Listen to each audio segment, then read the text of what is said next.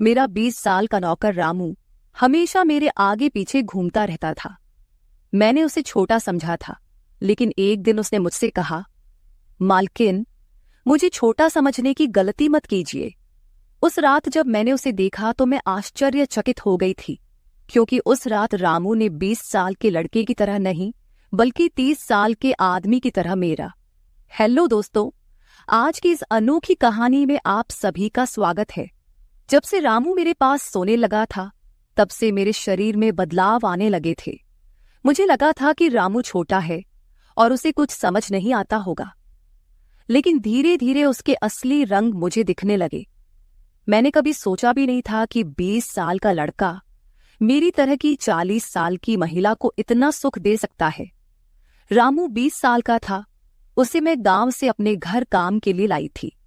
मेरे घर में सिर्फ मैं और मेरा 1 साल का बेटा था।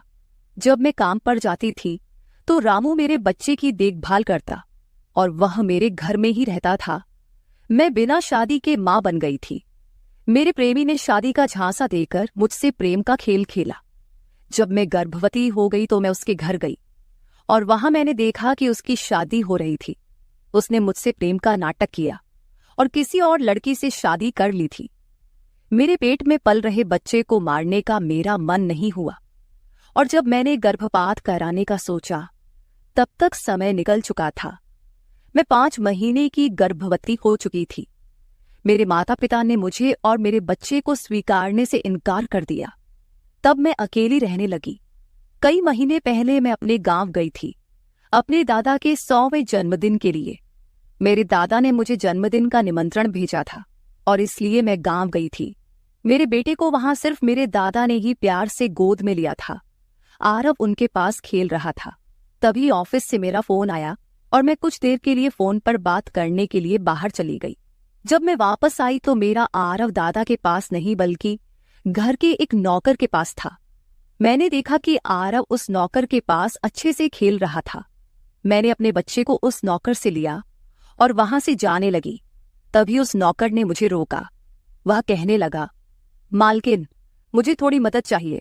मुझे पैसे की नहीं बल्कि काम की जरूरत है। उसने अपना परिचय दिया और कहा, मैं रामू हूं।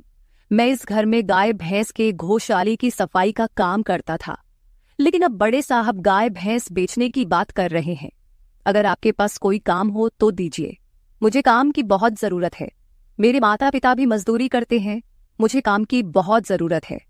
तब मैंने कहा, मेरे बच्चे की देखभाल का काम है, लेकिन इसके लिए तुम्हें शहर चलना होगा। इस काम के लिए मैं तुम्हें 5,000 रुपये महीना दूंगी। रामू मेरे साथ शहर आने के लिए तैयार हो गया। आरव उसके साथ अच्छे से रहता था और यह देखकर मैंने रामू को अपने घर लाने का फैसला किया। रामू तब से मेरे घर में ही रहने लगा। उसने कहा कि हर 4 महीने बाद जब थोड़े पैसे जमा हो जाएंगे, तब वह अपने गांव जाएगा। रामू दिन भर मेरे बच्चे की अच्छे से देखभाल करता और घर के कामों में भी मेरी मदद करता।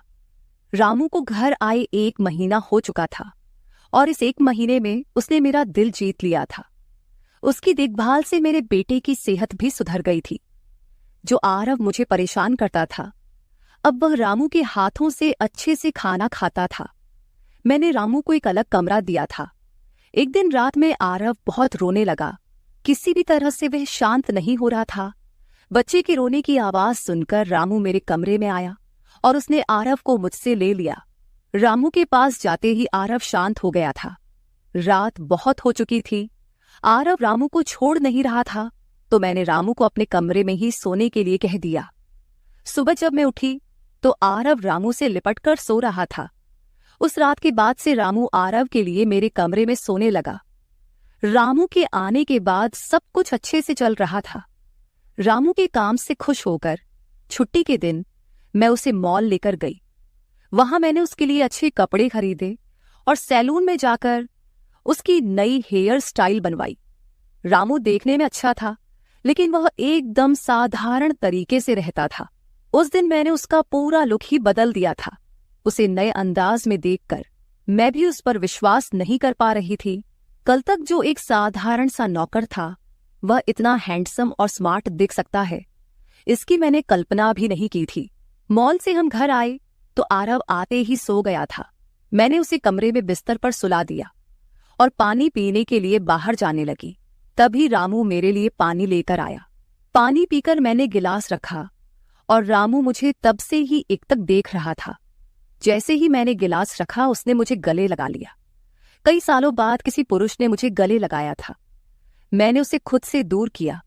तब रामू ने कहा, मालकिन, आपकी वजह से आज पहली बार मैंने खुद से प्यार करना सीखा है। जिंदगी बहुत खूबसूरत है, बस इसे जीना आना चाहिए। आज आपने मेरा कायाकल्प करवा कर मुझ पर बहुत बड़ा उपकार किया है। मैं सच में बहुत अच्छा दिख रहा हूँ। रामू के चेहरे पर खुशी देखकर मैं भी खुश थी। अगले दिन से वह बहुत स्वच्छ और सलीके से रहने लगा था। वह 20 साल का था, लेकिन गांव का लड़का होने के कारण उसकी कद काठी अच्छी थी। वह घर में भी रोजाना कसरत करता था। उसकी लंबाई भी ठीक ठाक थी। मैंने उससे उसकी पढ़ाई के बारे में पूछा था, लेकिन उसने कहा कि अब उसका पढ़ाई से मन उठ गया है। हर सुबह ऑफिस जाने से पहले मैं अपने बच्चे को दुलार कर ऑफिस के लिए निकलती थी। आज जब मैं ऑफिस के लिए निकलने से पहले आरव को चूमने गई, तब वह रामू की गोद में था। अचानक आरव ने अपनी गर्दन घुमाई और मेरे होंठ रामू के गाल पर जा लगे। मुझे बहुत शर्मिंदगी महसूस हुई। मैंने उससे माफी मांगी और ऑफिस के लिए निकल गई। शाम को जब मैं घर आई, तब भी मैं रामू की आंखों में नजर नहीं मिला पा रही थी। रामू ने आरव को खाना खिलाकर सुला दिया था। फिर हम दोनों ने साथ में खाना खाया। खाना खत्म करने के बाद मैं अपने कमरे में गई। वहां मैं अपनी दवाइयां ले रही थी। मुझे माइग्रेन की समस्या थी, उसी की दवा मैं ले रही थी। दवा लेने के बाद भी मेरा सिर बहुत दर्द कर रहा था। मैं अपने कमरे में सिर पकड़कर बैठी हुई थी। कुछ देर बाद रामू कमरे में आया। मुझे इस हाल में देखकर उसने पूछा कि क्या हुआ। जैसे ही उसे पता चला कि मेरा सिर दर्द कर रहा है, उसने मेरे सिर की मालिश शुरू कर दी। रामू की मालिश से मुझे आराम मिल रहा था। धीरे धीरे मुझे गहरी नींद आने लगी। उस रात मुझे बहुत अच्छी नींद आई थी। अगले दिन हमारे ऑफिस में ट्रेडिशनल डे का फंक्शन था और इसके लिए मैंने गुजराती लुक अपनाने का फैसला किया। मैंने घाघरा पहन लिया था, लेकिन स्कर्ट का नॉट बांधने में मुझे दिक्कत हो रही थी। तब मैंने रामू को कमरे में बुलाया और उससे नॉट बांधने को कहा। नॉट बांधते समय उसका हाथ मेरी खुली पीठ पर से गुजर रहा था। मैंने उसे छोटा समझा था, इसलिए मैंने उसे यह काम करने के लिए कहा था। मेरे पास और कोई विकल्प भी नहीं था। तैयार होकर जब मैं जाने लगी तो रामू ने मुझे रोका और अंदर से काजल लेकर आया। उसने मेरे कान के पीछे काजल लगाया और कहा, मालकिन, अब आपको किसी की नजर नहीं लगेगी।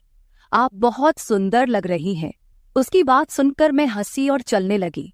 उस दिन शाम को जब मैं घर आई तो मेरे साथ मेरी एक सहेली और उसका प्रेमी भी आया। रामू ने आज बहुत अच्छा खाना बनाया था। मेरी सहेली प्रिया 4-5 दिन मेरे घर रुकने वाली थी। अगले 3 दिन उसका प्रेमी भी मेरे घर पर था। अगले दिन रात को रामू ने खाना बनाया और प्रिया और उसके प्रेमी को खाने के लिए बुलाया, लेकिन वे दोनों कमरे में ही ड्रिंक कर रहे थे। प्रिया तो बहुत ज्यादा पी चुकी थी। वह खाना खाए बिना ही सो गई। उसका प्रेमी रोहन हमारे साथ खाना खाने बैठा। उसने कहा, प्राची, तुम प्रिया से भी ज्यादा सुंदर हो। रोहन के बोलते ही रामू उसे गुस्से से देख रहा था। खाना खत्म करने के बाद रोहन अपने कमरे में चला गया। उसके जाते ही रामू मुझसे कहने लगा, मालकिन, आपके ये कैसे दोस्त हैं? मुझे उस आदमी की बात बिल्कुल भी अच्छी नहीं लगी।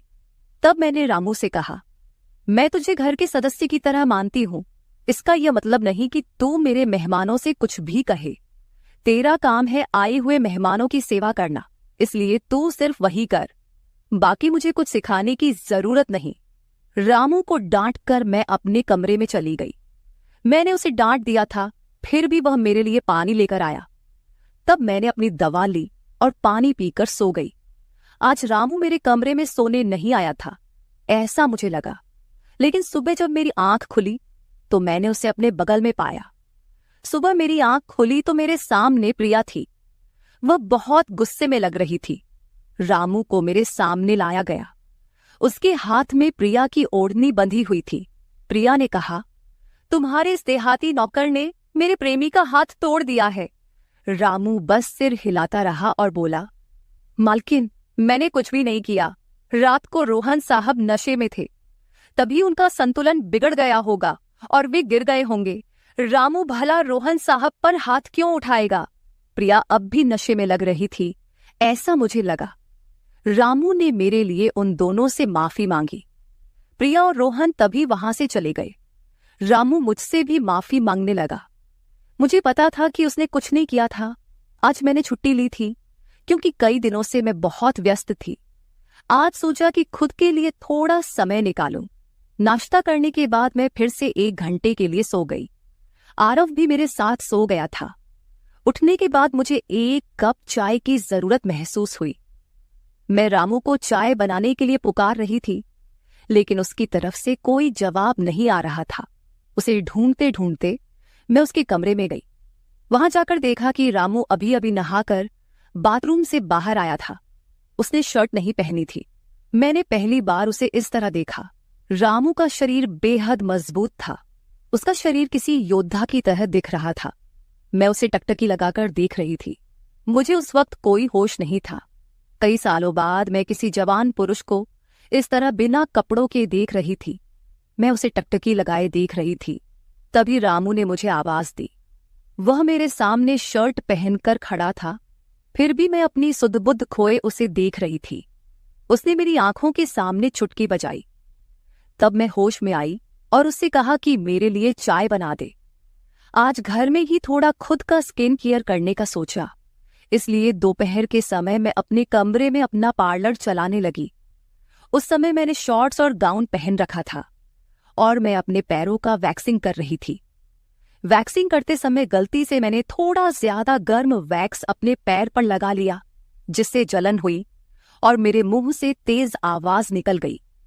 मेरी आवाज सुनकर रामू दौड़ता हुआ मेरे कमरे में आया। उसने मेरे जले हुए पैर को देखा। उसने मेरे पैर से गर्म वैक्स हटाया और वहां क्रीम लगा दी। उसके हाथ बार बार मेरे पैर पर अनजाने में फिर रहे थे और उस वक्त मेरे मन में जो भावनाएं उत्पन्न हो रही थीं, उन्हें व्यक्त करना मेरे लिए मुश्किल हो रहा था। रामू की नजर मुझ पर पड़ते ही मैं दर्द से कराह उठी। मुझे इस हालत में देखकर उसने कहा, बाई साहब, अब आप बस आराम से लेट जाइए। आपको जो भी करना है मुझे बताइए, मैं आपकी मदद कर दूंगा। मैंने उसे मेरे दूसरे पैर का वैक्सिंग करने को कहा। रामू ने जैसा मैंने बताया वैसा ही किया। उसने मेरे चेहरे की मसाज भी कर दी। उसके स्पर्श से मुझे बहुत आराम मिला। आज का छुट्टी का दिन मेरे लिए आरामदायक बीता। रामू में हर गुण भरा हुआ था। वह किसी भी काम में पीछे नहीं था। आज रात मैंने उसे मेरे कमरे में सोने के लिए मना कर दिया। दिन भर मैं घर में नहीं होती, कम से कम रात को तो मुझे मेरे बच्चे के साथ अकेले समय बिताना चाहिए। हर बार रामू का आना मुझे पसंद नहीं था, इसलिए मैंने उसे कमरे में सोने के लिए मना कर दिया। इस तरह दिन बीतने लगे। कुछ दिनों तक रामू के बिना आरव रात को सो नहीं पाता था, लेकिन धीरे धीरे उसने रोना बंद कर दिया। मुझे अपने अंदर कुछ बदलाव महसूस होने लगे थे। सुबह उठते ही मेरा शरीर बहुत दुखने लगता था। अचानक ये सब क्यों हो रहा है, समझ नहीं आ रहा था। कुछ दिनों में मेरी शारीरिक पीड़ा इतनी बढ़ गई कि मुझे बिस्तर से उठने की भी इच्छा नहीं होती थी। तब मैंने ऑफिस से 1 हफ्ते की छुट्टी ले ली। कुछ दिनों आराम किया, शायद थोड़ा ठीक हो जाऊं। अब पूरा वक्त आरव रामू के साथ रहता था। जब उसे भूख लगती तो वह बीच बीच में मेरे पास आ जाता। आज मैं अपनी कमर पकड़कर बैठी थी। रात को रामू पानी लेकर मेरे कमरे में आया। मेरी कमर पर हाथ देखकर उसने समझ लिया कि मुझे बहुत तकलीफ हो रही है। रामू ने कहा, बाई साहब, अगर आपको कोई आपत्ति ना हो तो मैं आपकी कमर की मालिश कर देता हूं। मेरी कमर इतनी दुख रही थी कि मैंने उसकी मालिश के लिए हाँ कर दी, लेकिन उससे पहले मैंने अपने कमरे की लाइट बंद कर दी। छोटे 0 बल्ब की रोशनी में मेरी कमर उसे नहीं दिखेगी, इसलिए मैंने कमरे की बड़ी लाइट बंद करके 0 बल्ब जला दिया। वह जब मालिश कर रहा था, मुझे बहुत आराम मिल रहा था। मालिश करने से मेरी पीड़ा जैसे झट से गायब हो गई थी। मालिश करते समय रामू ने मुझसे पूछा, बाई साहब, आपको आरव के पिता की कभी याद नहीं आती? आप इतनी सुंदर और जवान होकर भी अभी तक अकेली क्यों हैं? उसके सवाल का मेरे पास कोई सही उत्तर नहीं था। मैंने उससे कहा कि शायद तुम्हारे सवाल का उत्तर मेरे पास नहीं है। उस सवाल पर वहीं विराम लग गया। रामू की मालिश से मुझे अच्छी नींद आ गई थी। अगले 2 दिन बाद वह तारीख थी जब मैंने अपने प्रेमी से मुलाकात की थी। आखिर वह दिन आ ही गया। उस दिन मैंने दिन भर अपने मन को किसी न किसी काम में व्यस्त रखने की कोशिश की, लेकिन रात के अंधेरे में मुझे अपने प्रेमी की बहुत याद आ रही थी। आज वह मेरे साथ नहीं था, लेकिन वह मेरे बच्चे का पिता था। आरव को देखकर मुझे रोज उसकी याद आती थी और आज मैं अपनी भावनाओं को छुपा नहीं पाई।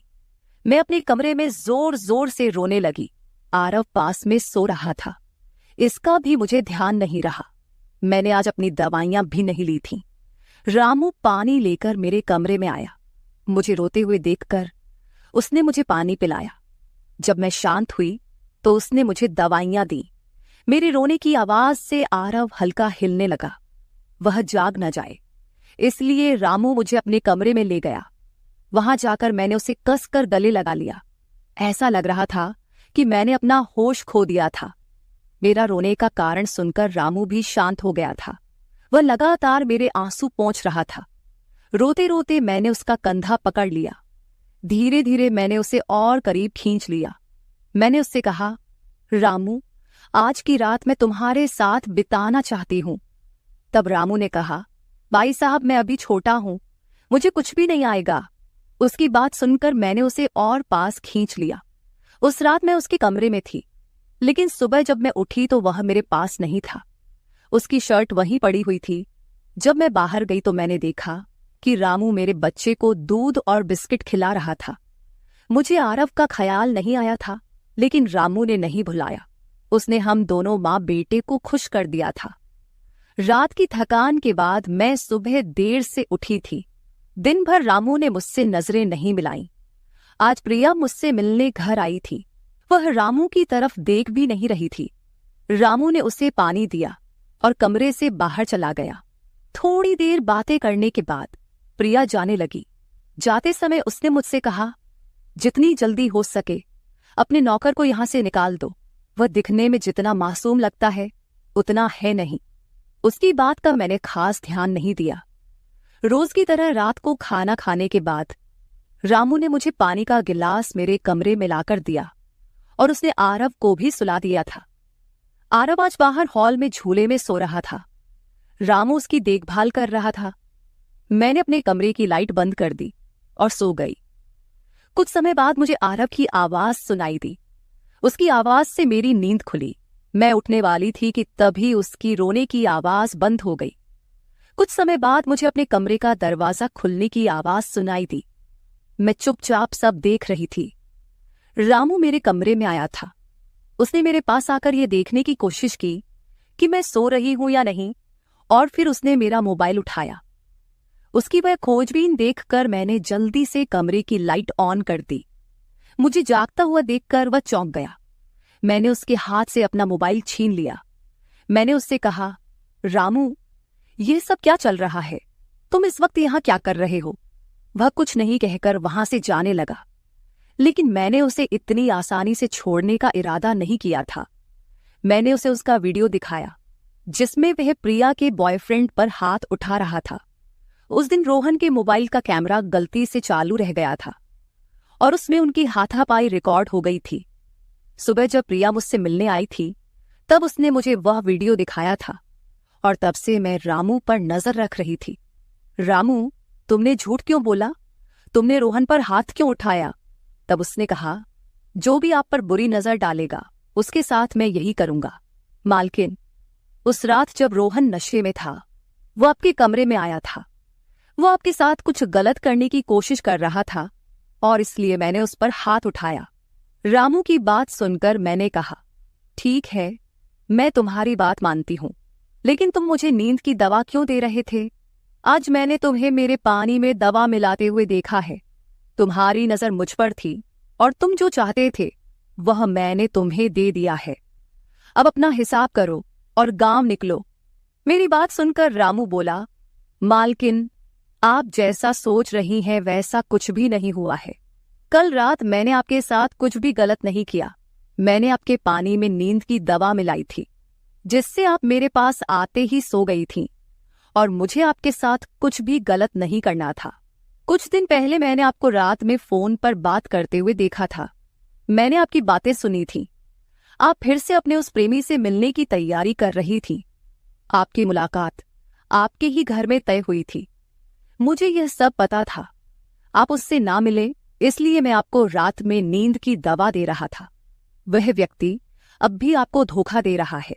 वह आपसे झूठ बोल रहा है। वह आपके बच्चे को आपसे छीनने के लिए आपके करीब आ रहा है। उसकी पत्नी को बच्चा नहीं हो सकता, इसलिए वह आपके पास आ रहा है। उसने अपनी पत्नी को तलाक नहीं दिया है। वह आपसे झूठ बोल रहा है। रामू, तुम हो कौन? तुम्हें यह सारी जानकारी कैसे मिली? तब उसने कहा, आपके बाबा साहिब ने मुझे आपका फोटो दिखाया था। मुझे आप पहली नजर में ही अच्छी लगी थी, लेकिन बाबा साहिब ने यह भी कहा था कि आप शादी के खिलाफ हैं। तब मैंने उनके साथ मिलकर यह प्लान बनाया। आपके दिल में अपनी जगह बनाने के लिए मैं यहां आया था, लेकिन यहां आने के बाद मैंने देखा कि बहुत से लोग आप पर बुरी नजर रखते हैं, इसलिए मैंने आपकी सुरक्षा करनी शुरू कर दी। रामू 20 साल का नहीं था। मेरा पहला शक सही निकला। वह 30 साल का था और एक अच्छी नौकरी पर था। उसने मेरे प्यार के लिए इतनी मेहनत की थी। रामू ने मेरे प्रेमी के बारे में जो भी कहा था वह सब सच था। रामू ने मेरे प्रेमी की सारी जानकारी सही निकाली थी। रामू जैसा ईमानदार पति और मेरे बच्चे का पिता मिलना मेरे लिए बहुत बड़ी बात थी। मैं अपने प्रेमी के धोखे के जाल में फंसने से बच गई थी। आज मैं विक्रांत उर्फ रामू के साथ बहुत खुश हूं। वह मुझसे और मेरे बच्चे से बहुत प्यार करता है। मेरे बाबा साहिब की वजह से आज मेरा परिवार शुरू हुआ। मुझे रामू जैसा पति मिला, ये मेरा सौभाग्य था। दोस्तों, जो आपसे सच्चा प्यार करता है वह किसी भी कठिनाई में आपका साथ नहीं छोड़ता। रिश्ते निभाने वाले को किसी वजह की जरूरत नहीं होती, और रिश्ते तोड़ने वालों के लिए एक बहाना भी काफी होता है। तो दोस्तों, ये थी हमारी आज की छोटी सी कहानी। आपको ये कहानी कैसी लगी कमेंट करके जरूर बताएं। अगर आप ऐसी ही और भी इंटरेस्टिंग कहानियां सुनना चाहते हो तो चैनल को सब्सक्राइब जरूर कर ले और बेल नोटिफिकेशन ऑन कर ले, ताकि आपको मेरी आने वाली हर वीडियो समय सिर मिल सके। कल मिलेंगे एक और वीडियो।